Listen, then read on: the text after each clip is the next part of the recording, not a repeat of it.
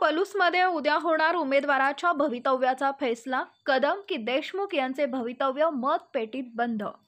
कडेगाव पलूस विधानसभा निवडणुकीत भाजप, शिवसेना, राष्ट्रवादी महायुतीचे भाजपाचे उमेदवार, जिल्हा परिषदेचे माजी अध्यक्ष संग्रामसिंह देशमुख आणि काँग्रेस महाविकास आघाडीचे उमेदवार आमदार विश्वजित कदम यांचे भवितव्याचा फैसला उद्या कदम व देशमुख यांचं भवितव्य होणार असून त्यांचं भविष्य मतपेटीत बंद आहे।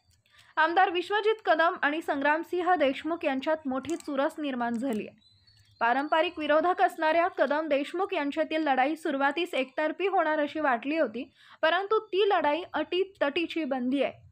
कडेगाव पलूसच्या या निवडणुकीचा अंदाज एक्झिट पोललाही येत नसल्यानं त्यांनी कडेगाव पलूसमध्ये अंदाज व्यक्त केला नाही। त्यांच्या या निवडणुकीत सुरुवातीला एकतर्फी वाटणाऱ्या निवडणुकीत भाजपाचे उमेदवार संग्रामसिंह देशमुख यांच्या उमेदवारीनं मोठी चुरस निर्माण झाली आहे। त्यामुळे निवडणुकीत पैजा देखील लागल्याचं चित्र दिसत आहे। जिल्हा परिषद अध्यक्ष संग्रामसिंह देशमुख यांनी केलेल्या कामाच्या बळावरती निवडणुकीत शड्डू ठोकलाय, तर दुसरीकडे विश्वजित कदम यांचे भारती विद्यापीठ व राज्यमंत्री पदाच्या कार्यकाळात केलेल्या कामाच्या जोरावरती आपला विकासाचा अजेंडा रोवलाय। उद्या शनिवार दिनांक 23 रोजी जनतेनं आमदार विश्वजित कदम व माजी जिल्हा परिषद अध्यक्ष संग्रामसिंह देशमुख या दोघांपैकी कोणाला स्वीकारले आणि लोकशाहीचा सर्वात मोठा उत्सव असणाऱ्या या निवडणुकीमध्ये जनमत कोणाच्या बाजूने जाणार हे उद्या दुपारपर्यंत चित्र स्पष्ट होईल।